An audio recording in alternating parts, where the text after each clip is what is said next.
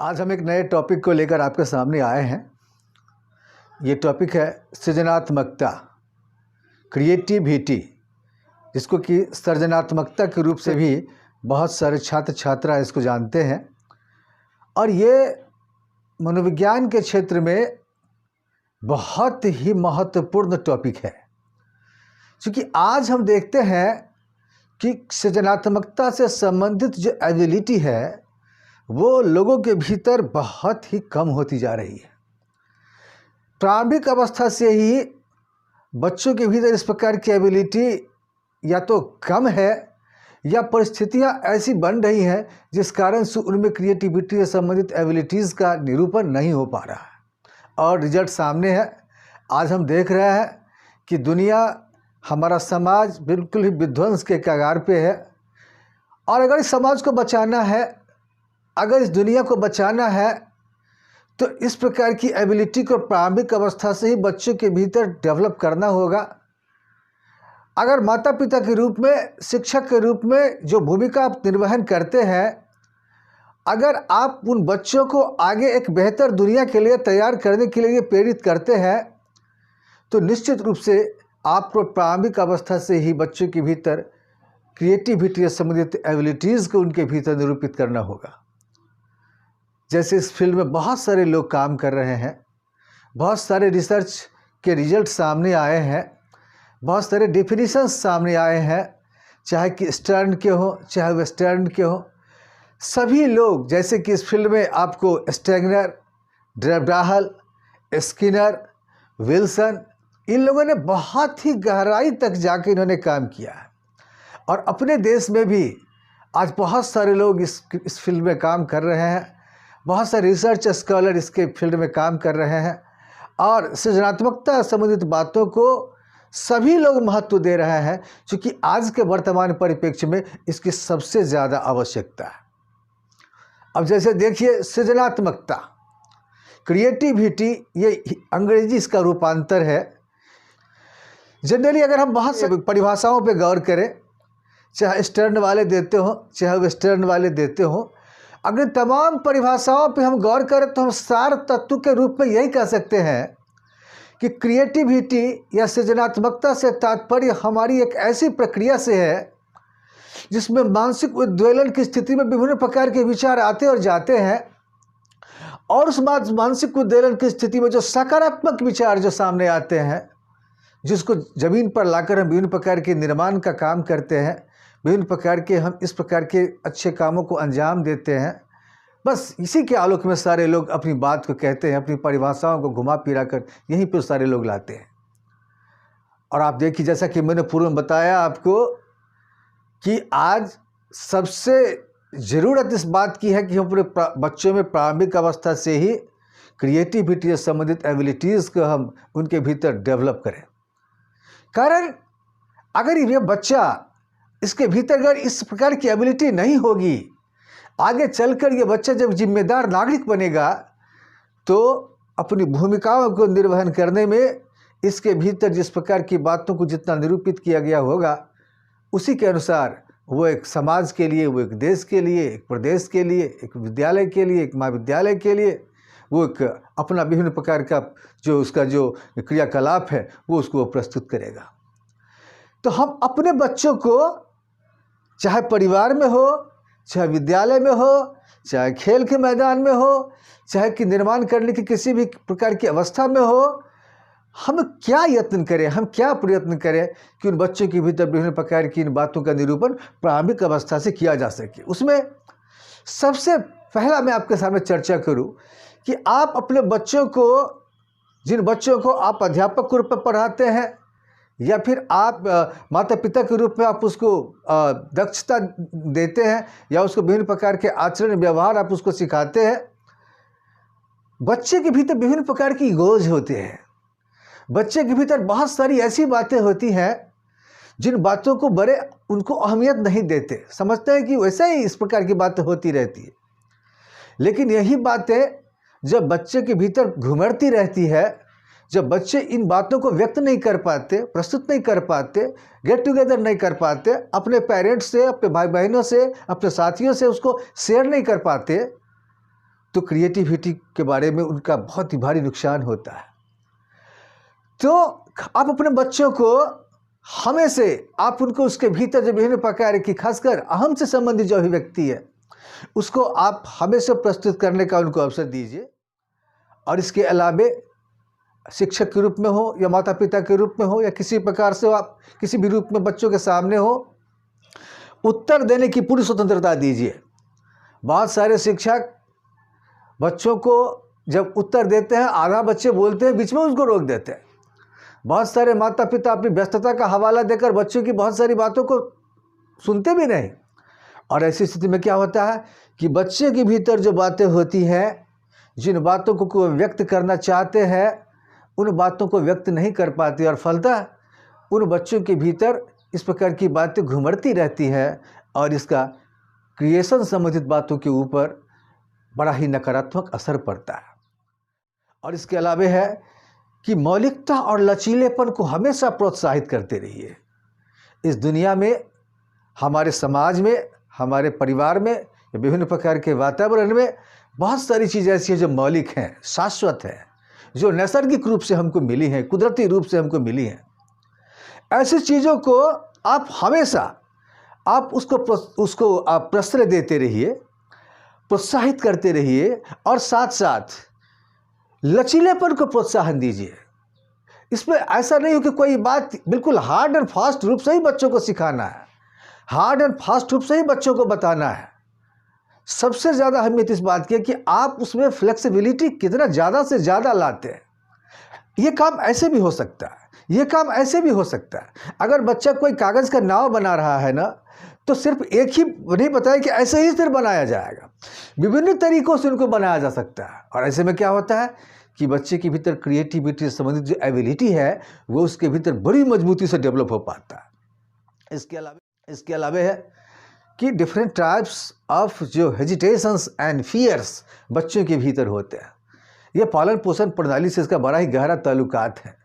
Sigmund Freud कहते हैं, ये और भी इनके समकालीन जो मनोवैज्ञानिक हैं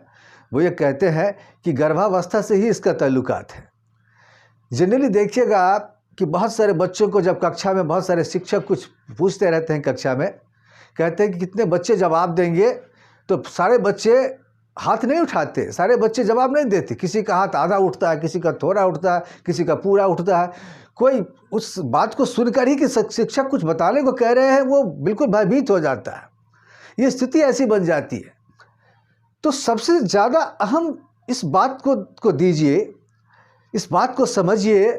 कि उन बच्चों के भीतर जो डिफरेंट टाइप्स ऑफ हेजिटेशंस हैं या फियर्स है कि हम कैसे बोलेंगे,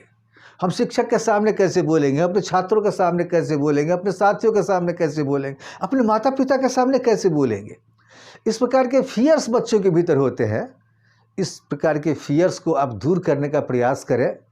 और बच्चों को आज़ादी दें कि आपको जैसे बोलना है बोलो, उसको प्रोत्साहित करते रहे, हाँ बेटा बोलो, हाँ बाबू बोलो। अगर आप ऐसा कर करके उसको प्रोत्साहित करते हैं, उसको आप कहते हैं कि कोई डरने की बात नहीं है, हम भी तो कभी ऐसे ही थे, अगर इस प्रकार की बातों से आप उसको प्रोत्साहित करते हो ना, तो क्या होता है कि बच्चे के भीतर बातों को व्यक्त करने की कैपेसिटी ज़्यादा बन जाती है और फिर ऐसे बच्चे क्रिएटिविटी से इन बातों को बड़ी गंभीरता से समझ पाते हैं या गंभीरता से इस बातों को सामने धरातल पर उसको ला पाते हैं। इसके अलावा आप देखिएगा हमारे घरों में या फिर जिस समुदाय में बच्चे रहते हैं, उस समुदाय में, जिस विद्यालय में बच्चे पढ़ते हैं, उस विद्यालय में, जिस परिवार में रहते हैं, उस परिवार में विभिन्न प्रकार के सृजनात्मक साधन भी रहते हैं, निर्माण करने संबंधित सामग्री होती है। अगर बागवानी लगाना है, कोई फूल का पौधा रोपना है तो खुरपी होता है, कुदाल होता है, या फिर अगर कोई पेंटिंग करने की बात है तो उससे संबंधित विभिन्न प्रकार के रंग होते हैं, विभिन्न प्रकार के पेपर्स होते हैं, या फिर विभिन्न प्रकार से जो कोई निर्माण करने की बात आती है उससे संबंधित विभिन्न प्रकार की सामग्रियां हमारे सामुदायिक स्तर पर होते हैं। और इसके लिए बच्चों को जो सामुदायिक साधन है, चाहे विद्यालय में हो, चाहे समाज में हो, चाहे परिवार में हो, चाहे जहाँ कहीं भी हो, बच्चों को साधनों को उपयोग करने का आप मौका दीजिए, उसको आप प्रोत्साहित कीजिए ताकि ये बच्चे स्वयं ही इस काम को कर सकें। और ऐसे में क्या होगा कि बच्चे के भीतर क्रिएशन से संबंधित जो एबिलिटी है वो बड़ी मजबूती से उनके भीतर उभर कर आ पाएगी और उन चीज़ों को फिर प्रस्तुत कर पाएंगे। इसके अलावा है कि बच्चों में प्रारंभिक अवस्था से ही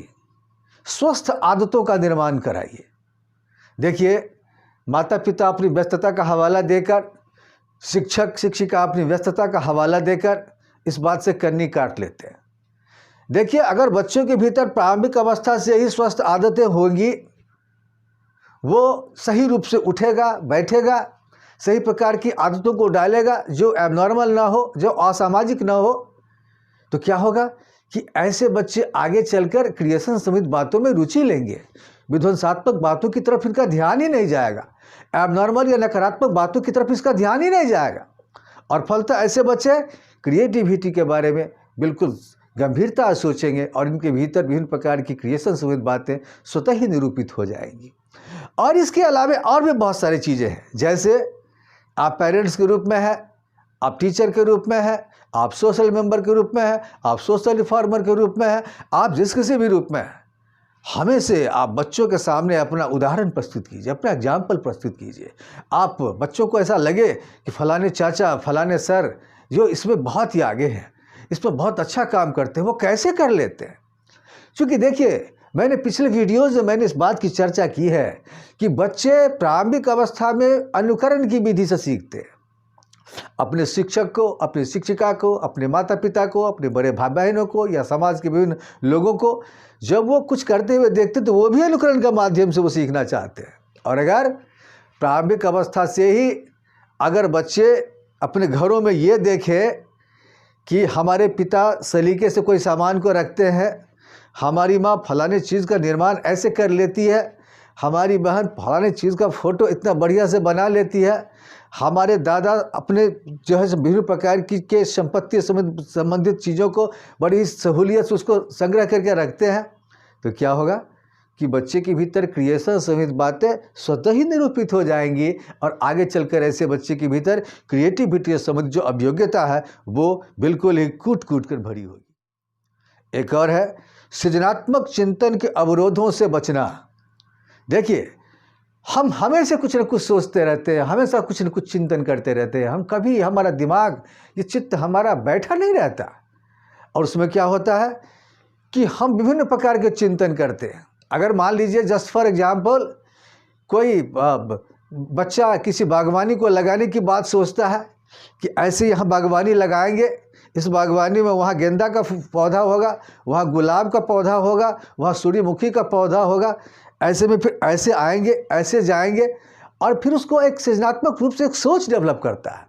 लेकिन उसी बीच में उसके दिमाग में एक अवरोधात्मक एक बातें आती है कि कहीं मनोहर आकर उसको तोड़ तो नहीं देगा,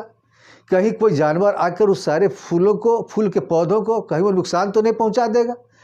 जब भी बच्चों को इस बात की जानकारी दें कि बच्चों के भीतर इस प्रकार की नकारात्मक बातें अगर आए तो उसको जहन से निकाल दें, या हमारे आपके जैसे लोगों के भीतर भी इस प्रकार की जब बातें आती है तो हमेशा नकारात्मक सोच से बचना चाहिए, नकारात्मक बातों से दूर हटना चाहिए, ताकि हमारा जो सृजनात्मकता संबंधित जो हमारी एबिलिटी है वो प्रभावित न हो पाए। तो बच्चों के भीतर प्रारंभिक अवस्था से इस प्रकार के सोच को हम डेवलप करने का प्रयास करें। और इसके अलावे आपको जो कक्षा में विभिन्न प्रकार के पाठ्यक्रम होते हैं, उस पाठ्यक्रम को सुचारू रूप से बच्चों के सामने पेश करना चाहिए, उसके साथ छेड़छाड़ नहीं करना चाहिए। जिस विषय को पहले दिया गया उस विषय को पहले, जिसको बीच में दिया गया उसको बीच में, जिसको अंत में दिया गया उसको अंत में। अंत वाले को पहले मत कर दीजिए, बीच वाले को पहले मत कर दीजिए। जो एक क्रम है उसी क्रम से आप बच्चों को पढ़ाने की कोशिश कीजिए, बताने की कोशिश कीजिए। और जो पाठ्यक्रम चूँकि विभिन्न प्रकार के विशेषज्ञ विभिन्न प्रकार से उसको सोचकर समझकर उसको इम्प्लीमेंट उन्होंने किया है, इसीलिए उसके साथ छेड़छाड़ मत कीजिए, क्योंकि उसके साथ अगर आप छेड़छाड़ करेंगे तो बच्चे के शिक्षण पे नकारात्मक असर पड़ेगा और उसके साथ साथ उसकी क्रिएटिविटी संबंधित जो उसकी एबिलिटी है उसके ऊपर भी उसका नकारात्मक असर पड़ेगा। और एक और चीज़ों का हम प्रयोग कर सकते हैं कि विशेष प्रकार के क्रीड़न तकनीकों का भी प्रयोग कर सकते हैं। जैसे मान लीजिए मस्तिष्क उद्वेलन है, ब्रेन स्टॉर्मिंग, जैसे कि मान लीजिए विभिन्न प्रकार की जो क्रीड़न जो तकनीकें हैं उन सारी चीज़ों को आप सामने ला सकते हैं। तो इन चीज़ों को सामने लाकर आप बच्चों के भीतर क्रिएटिविटी से संबंधित विभिन्न प्रकार की अभियोग्यताओं का आप निरूपण कर सकते हैं। और ऐसे बच्चे जो बच्चे खूंखार अपराधी हो सकते थे, ऐसे बच्चे जो विध्वंसात्मक प्रवृत्ति में शामिल हो सकते थे, अगर आपने प्रारंभिक अवस्था से इस प्रकार का माहौल दिया, आपने इस प्रकार की परिस्थिति का प्रारंभिक अवस्था से ही निरूपण किया जो उसके लिए सकारात्मक था, ऐसे बच्चे सही राह पे आ पाते हैं। ऐसे बच्चे अपने परिवार के लिए, अपने समाज के लिए, अपने देश के लिए वो सही रूप से काम कर पाते हैं, उसके लिए बिल्कुल सहयोगी हो पाते हैं और विकास में अपनी भूमिका को बिल्कुल ही सही रूप से अंजाम दे पाते हैं। तो आगे मैं फिर इसी बात को, क्रिएटिविटी समेत बातों को फिर हम आगे लेकर आपके सामने उपस्थित हों।